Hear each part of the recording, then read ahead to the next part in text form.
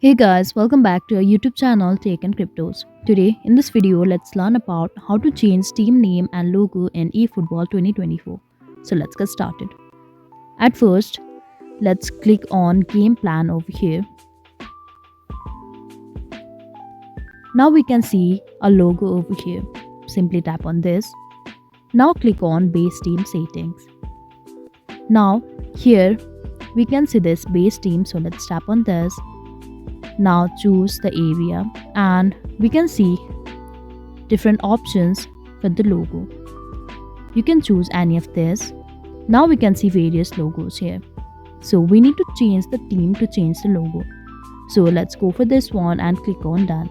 Now to change the team name, simply tap on this and change the name and click on done. So the team name is finally changed here. Now we can simply get back. So this is all we can do to change team name and logo in eFootball 2024. I hope you liked the video. Please do like and subscribe. Thanks for watching.